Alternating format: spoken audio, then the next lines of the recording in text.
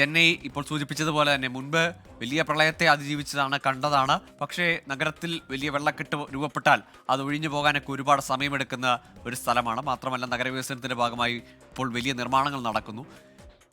വലിയ ജാഗ്രതാ മുന്നറിയിപ്പുണ്ട്.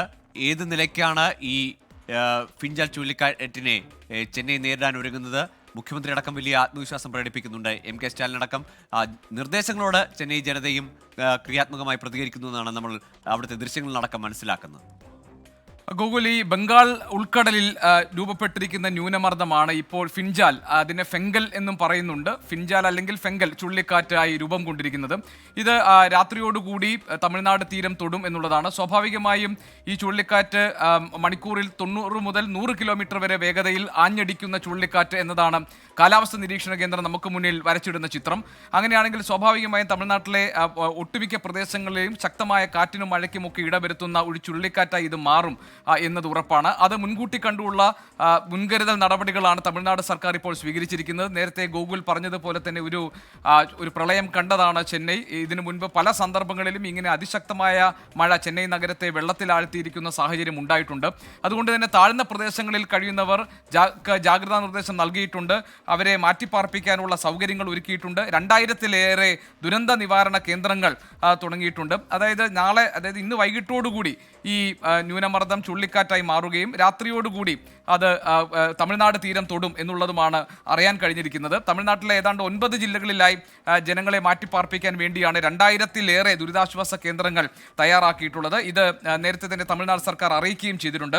അതിൽ നാഗപട്ടണം, മയിലാടുതുറൈ, തിരുവാരൂർ, തഞ്ചാവൂർ, കടലൂർ, ചെന്നൈ, ചെങ്കൽപ്പെട്ട്, തിരുവള്ളൂർ, കാഞ്ചീപുരം ഈ ജില്ലകളിലാണ് ദുരിതാശ്വാസ കേന്ദ്രങ്ങൾ തുറന്നിട്ടുള്ളത്. ഇപ്പോൾ തിരുവാരൂർ, നാഗപട്ടണം എന്നീ ജില്ലകളിൽ 6 കേന്ദ്രങ്ങളിൽ ഏതാണ്ട് 100-ലധികം കുടുംബങ്ങളെ ഇതിനോടകം തന്നെ 6 കേന്ദ്രങ്ങളിലെ 164 കുടുംബങ്ങളിലെ ഏതാണ്ട് 471 പേര് അവിടെ കഴിയുന്നുണ്ട്. ചുഴലിക്കാറ്റ് വീശാൻ സാധ്യതയുള്ള പ്രദേശങ്ങൾ, പ്രത്യേകിച്ച് ആ ജില്ലകൾ, അവിടെ രക്ഷാപ്രവർത്തനത്തിന് വേണ്ടി ദേശീയ സംസ്ഥാന ദുരന്ത നിവാരണ സേനകൾ സജ്ജമായിട്ടുണ്ട്. കാലാവസ്ഥാ നിരീക്ഷകർ പറയുന്നത് ഗൂഗിൾ, ഈ ഫിൻജാൽ അല്ലെങ്കിൽ ഫെങ്കൽ ചുഴലിക്കാറ്റ് കേരളത്തെയും ബാധിക്കുന്ന ഒന്നാണ്. ഇവിടെയും ചില മേഖലകളിൽ ശക്തമായ മഴയ്ക്കും കാറ്റിനുമൊക്കെ കാലാവസ്ഥ മാറ്റത്തിനുള്ള സാധ്യതയുണ്ട് എന്നതാണ്.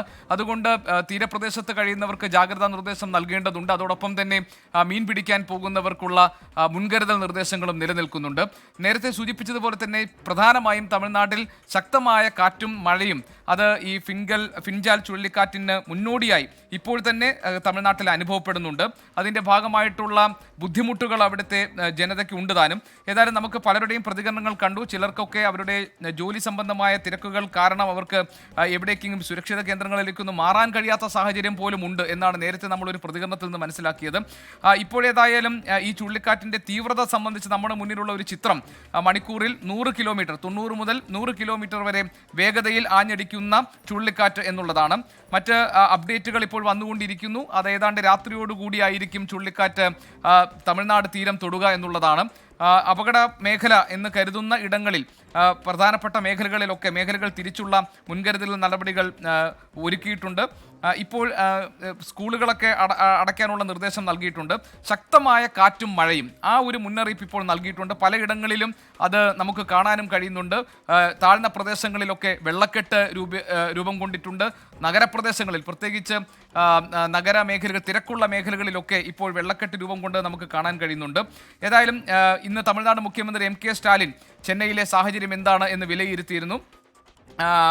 ഒരു 17 എന്നത്, അതായത് പുതുച്ചേരി മുതൽ കൂടല്ലൂർ വരെയുള്ള പ്രദേശങ്ങളിൽ ഈ ഒരു ജാഗ്രതാ നിർദ്ദേശം നിലനിൽക്കുന്നുണ്ട് എന്നതാണ് നമ്മളിപ്പോൾ മനസ്സിലാക്കുന്നത്. ഏതായാലും ഈ ഫെങ്കൽ അഥവാ ഫിൻജാൽ ചുഴലിക്കാറ്റ് ഏതാണ്ട് രാത്രിയോടുകൂടി തീരം തൊടുമെന്നാണ് നമുക്ക് മനസ്സിലാകുന്നത്. മറ്റ് അപ്ഡേറ്റുകൾ നമ്മൾ നോക്കിക്കൊണ്ടിരിക്കുകയാണ്.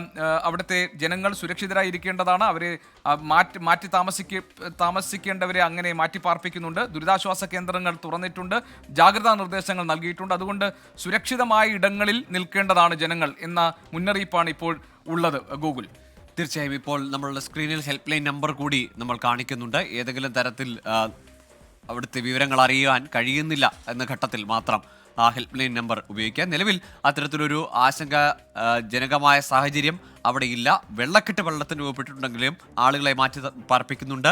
രാത്രിയിൽ ഈ ചുഴലിക്കാറ്റ് ചെന്നൈ തീരം തൊട്ടാൽ ചെന്നൈ നഗരത്തിൽ അത് എന്തെങ്കിലും തരത്തിലുള്ള നാശനഷ്ടങ്ങൾ ഉണ്ടാക്കിയാൽ അതിനെ മുൻകരുതൽ എന്ന നിലയിൽ ഇപ്പോൾ തന്നെ ആളുകളെ മാറ്റിപ്പാർപ്പിക്കുകയാണ് താഴ്ന്ന പ്രദേശങ്ങളിൽ നിന്ന്. അതുകൊണ്ട് തന്നെ തമിഴ്നാട് സർക്കാരിൻ്റെ ഭാഗത്തു നിന്ന് കൃത്യമായ മുന്നൊരുക്കങ്ങൾ നടക്കുന്നുണ്ട്. കൃത്യമായി നിരീക്ഷണ സംവിധാനങ്ങൾ ISROയുടെ അടക്കം സാറ്റലൈറ്റുകൾ ഈ ന്യൂനമർദ്ദം രൂപപ്പെട്ട മുതൽ ഇങ്ങോട്ടേക്കുള്ള അതിൻ്റെ എല്ലാ പ്രവചനങ്ങളും നമുക്ക് കൃത്യമായിരുന്നു. മഴയുടെ സാഹചര്യങ്ങളടക്കം അത് ആ പ്രവചനം പോലെയാണ് ഈ മഴ അതിൻ്റെ തീവ്രതയൊക്കെ അനുഭവപ്പെടുന്നത്.